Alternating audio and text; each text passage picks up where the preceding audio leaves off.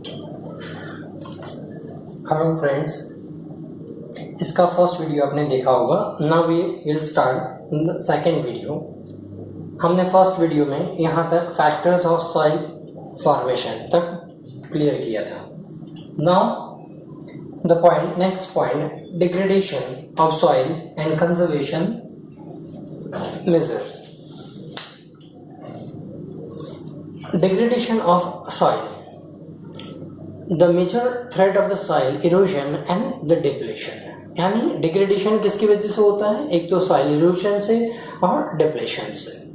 Human being and the natural factor are responsible for the degradation of soil. क्या? Human being और some natural factors.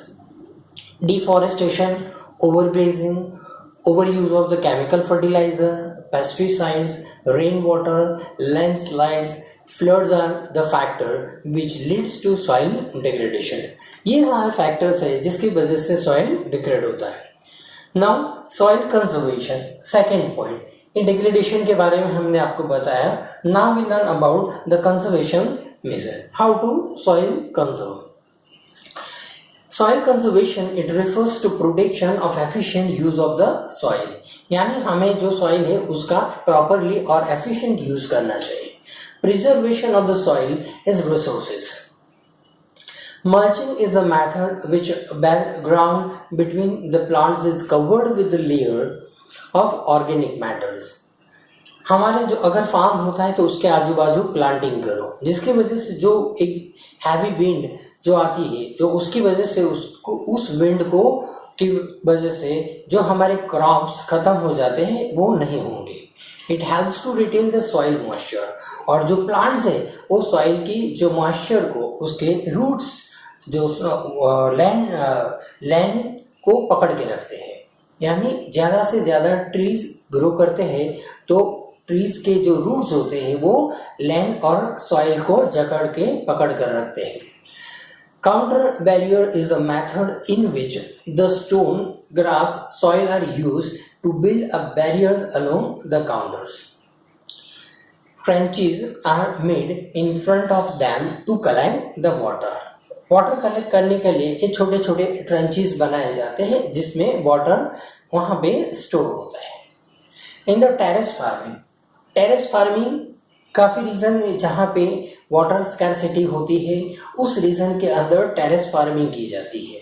यानी कि जो बारिश के सीजन में टेरेस के ऊपर जो भी पानी गिरता है उसको पाइप्स के थ्रू अंडरग्राउंड उसको स्टोर किया जाता है। That is called terrace farming. Broad flat slabs and terrace are made on the steep slopes so that a flat surface are available to grow crops and it reduce the surface of runoff and the soil erosion.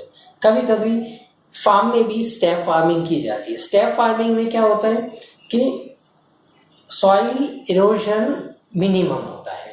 यानी जैसे water ऊपर high mountain से जैसे water गिरता है तो वो step by step soil जो उसकी सॉइल का इरोजन रिड्यूस हो जाता है बिकॉज ऑफ वो स्टेप वाइज उसके माउंटेन स्टेप फार्मिंग बोलते हैं उसको हम। In intercropping different crops are grown in the alternative rows and sown at the different time to protect the soil from the rain wash. यानी कि हम farming के अंदर अलग अलग different type of the method we apply in the farming. यानी कि straight रोज के अंदर हम उसको ग्रो करते हैं। अलग अलग वाटर सिस्टम हम यूज करते हैं और इरिगेशन सिस्टम अलग अलग मेथड से हम उसको ग्रो कर सकते हैं। यानी उसमें वाटर का भी सेविंग कर सकते हैं। Some shelter belts are row of the trees and plant to check the wind. उसके लिए शेल्टर बेल्ट्स भी बनाए जाते हैं जिसकी वजह से check dams of the wind movement to protect the soil cover. यानी कि विंड, हैवी विंड की वजह से जो सॉइल एरोड हो जाती है उसको स्टॉप किया जाए। Mixed farming and crop rotation are also some method to improve the fertility of the soil. यानी कि फार्मिंग की डिफरेंट मेथड से भी हम सॉइल इरोजन स्टॉप कर सकते हैं। That mean conserve the soil. Excessive use of the fertilizer is also a cause of the soil degradation and lead to loss of fertility। यानी हम ज़्यादा से ज़्यादा जो केमिकल फर्टिलाइजर यूज करते हैं जिसकी वजह से सॉइल खराब हो जाती है, डिग्रेड हो जाती है, तो यानी उसका मिनिमम यूज करना चाहिए। हमें ज़्यादा से ज़्यादा नेचुरल फर्टिलाइजर का यूज करना चाहिए। Now use of the high yielding of the crops variety is also major cause of concern. यानी आपकी एक चाह होती है कि हाई यील्डिंग क्रॉप यानी ज़्यादा क्रॉप्स ग्रो करे छोटे से एरिया के अंदर, बट इसके लिए केमिकल फर्टिलाइजर यूज़ करना पड़ता है। तो उस हाई यील्डिंग की जो आपकी क्रॉप्स करने की जो चाह है वो हमारे सॉइल को डिग्रेड कर देती है। Now we learn about the next point, water.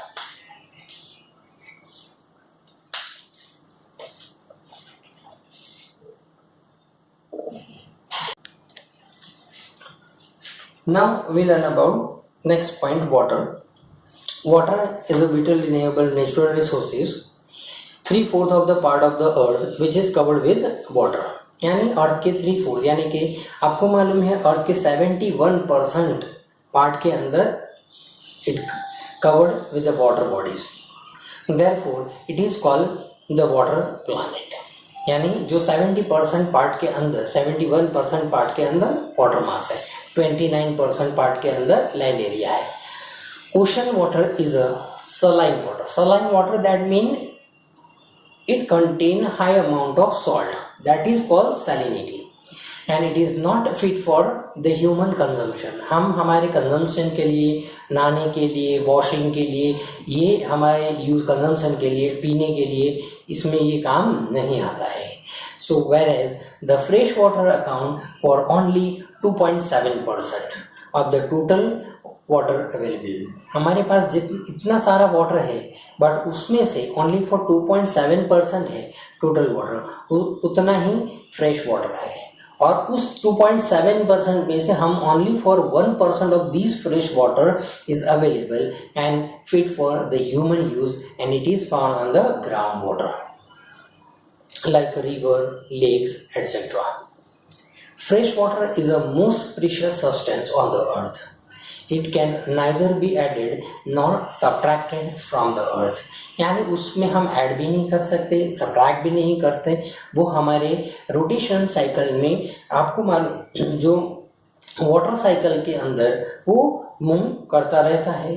Water से वेपोराइजेशन होता है, फिर उसका कंडेंसेशन होता है, प्रेसिपिटेशन होता है, अगेन फिर से अर्थ पे वापस आता है। तो ये 1% continuously cycle and water cycle के अंदर मूव करता रहता है।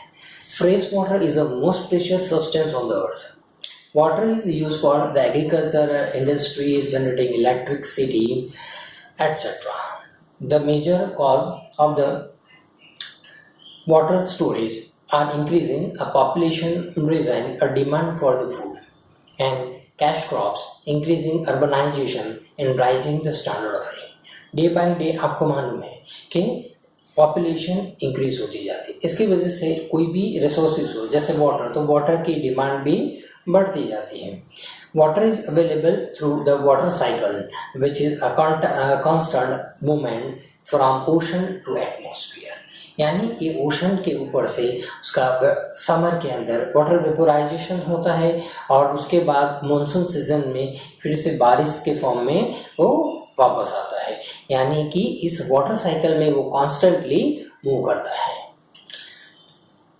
Now next point, the misuse of the over exploitation led to the scarcity. हम हमारे जो वाटर है उसका हमें मिस यूज नहीं करना चाहिए, उसको हमें जुडिशियली यूज करना चाहिए जिसकी वजह से वाटर का वेस्ट ना हो।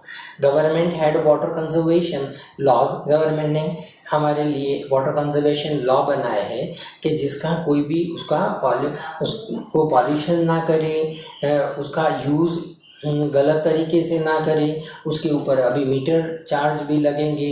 वाटर हमारे लिए बहुत प्रीशियस है, यानी उसको हमें संभाल के रखना चाहिए। So we conserve the water. Now second point, problem of water availability. अब ये जो रीजन जहाँ पे स्कैरसिटी ऑफ वाटर होता है, जहाँ बहुत कम, जैसे डेजर्ट जैसे एरियाज होते हैं जहाँ वाटर की अवेलेबिलिटी बहुत कम है, तो ये ऐसे एरिया के लिए तो बहुत प्रॉब्लमेटिक है। So there is a water shortage in many region of the world. It may be consequences of the variation of the seasonal and annual precipitation, यानी कि उसी एरिया के अंदर जो सीजनल हिसाब से, जैसे कि रेनी सीजन के अंदर ही वहाँ पे थोड़ी बारिश होती है और उसी को वो लोग पूरे साल तक उसका यूज़ करते हैं, उसको कंजर्व करते हैं, प्रिजर्व करते हैं और उसका यूज़ वो लोग करते हैं। डेजर्ट एरिया में तो आपको मालूम है बहुत कम बारिश होती है। The scarcity it is caused by over exploration and contaminated of the water sources. तो ये सारी चीज, वाटर की स्कैरसिटी क्यों होती है? ओवर एक्सप्लोर, ज़्यादा हम इसका यूज़ करते हैं, जिसकी वजह से ग्राउंड वाटर जो रिचार्ज होना चाहिए वो डिप्लेट हो जाता है। Countries located in the climate zone are most susceptible to the drought and face a great problem of water scarcity। आपको मालूम है हर साल नहीं पर दो तीन साल में एक बार बहुत कम बारिश होती है, तो ये इट लीड्स टू ड्रॉट। और जब ये ड्रॉट आते हैं उस टाइम पे बहुत रेयरली बारिश होती है और इसकी वजह से हमारा जो ग्राउंड वाटर है वो भी एकदम डिप्लेट हो जाता है।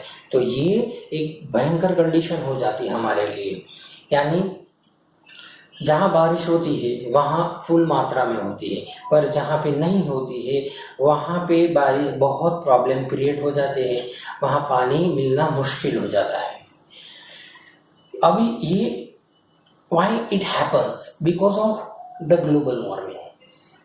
ग्लोबल वार्मिंग इतना ज़्यादा बढ़ गया है कि जिसकी वजह से जो हमारी जो वाटर साइकिल के हिसाब से हर साल बारिश होनी चाहिए हर एक जगह पे, पर यहाँ पे अनइवन क्लाइमेटिक कंडीशन क्या है, हमारा लैंड फॉर्मेशन क्या है, अनइवन फॉर्मेशन है। इसीलिए कहीं ज़्यादा बारिश कहीं कम बारिश ये पोजीशन हो जाती है। Global warming and high pace of the industrialisation are lead to raise the concern the clean air availability। तो ये हमारा जो ग्लोबल वार्मिंग की वजह से प्रॉब्लम क्रिएट होता है। और हाई इंडस्ट्रियलाइजेशन, इंडस्ट्रीज आपको मालूम है डे बाय डे पॉपुलेशन बढ़ती है, इसकी वजह से उसकी जो ज़रूरत कंप्लीट करने के लिए बहुत सारी इंडस्ट्रीज भी डेवलप होती है। तो ये वाटर का कंजम्पशन भी इतना हाई हो जाता है, सो वाटर अवेलेबिलिटी हमारे लिए प्रॉब्लमेटिक बन जाती है। Now we learn about next point, conservation of water resources. किस तरह हमें वाटर का कंजर्वेशन करना चाहिए।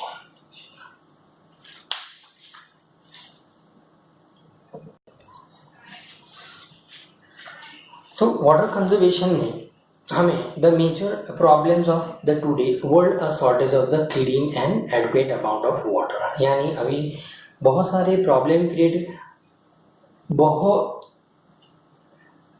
ऐसे प्लेसेस हैं जहाँ पे बहुत कम वाटर अवेलेबल होता है, यानी वाटर स्टोरेज भी इतना नहीं होता है, फ्रेश वाटर मिलना भी मुश्किल है, तो सारे लोगों को ये अवेलेबल नहीं होता है। सम प्लेसेस, कितने ऐसे प्लेसेस हैं वहाँ पे वाटर को प्योरीफाई करके यूज़ किया जाता है। Steps should be taken to conserve the water. तो हमें उसको कंजर्व करने के लिए काफ़ी स्टेप्स लेने चाहिए। गवर्नमेंट ने भी बहुत सारे स्टेप्स लिए हैं इसको कंजर्व करने के लिए। Water is a renewable resources, it over use and the pollution make it the unfit. हम इसका ओवर यूज़ करते हैं, पॉल्यूटेड हो जाता है, तो ये हमारे लिए अनफिट हो जाता है।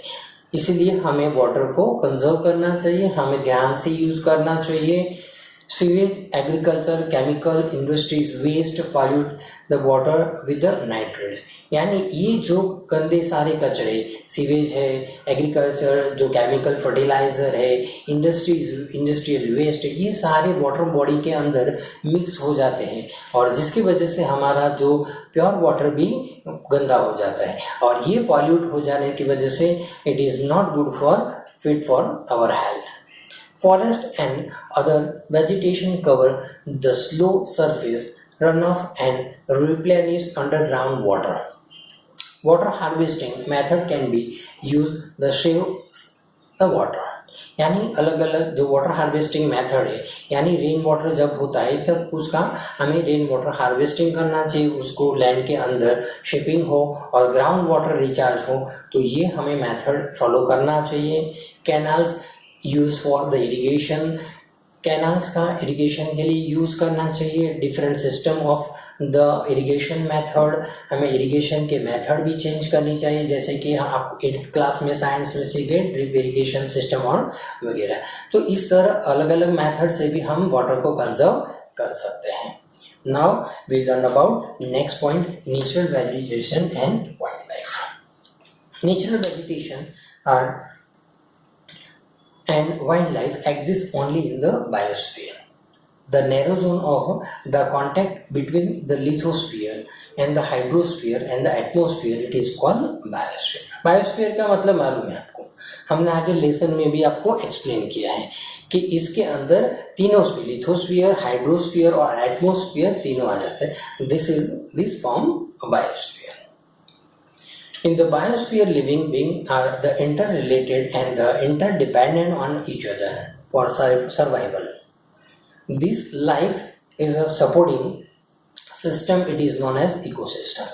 और इसकी वजह से जो हमारी लाइफ पूरी उसके डिपेंड होती है and it is from the ecosystem. तो ये इकोसिस्टम पूरी कनेक्टेड होती है. कोई भी एक चेन ब्रेक हो जाता है तो पूरा साइकिल चेंज हो जाता है. So this is a ecosystem. Plants provide us with the timbers, shelters and animals produce the oxygen, protect the soil from the growing crops, etc. are the central belts, give us the fruits and vegetables, help in the storage of underground water. ये सारी चीज़ें हमारे लिए importance है. Plant हमें क्या क्या देते हैं, एनिमल्स के थ्रू हमें क्या मिलता है, ये सारी चीज़. Wild life includes the animal, birds, insect and aquatic form and they provide us the meat, wool, etc. different type of the things we get from animals. Now we learn about the next point about the distribution of the natural vegetation.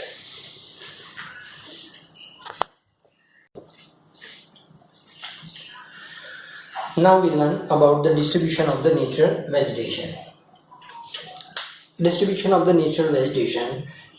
The growth of the vegetation depend on the temperature and moisture. तो ये depend क्या रहता है, उसके temperature और climate के ऊपर depend रहता है.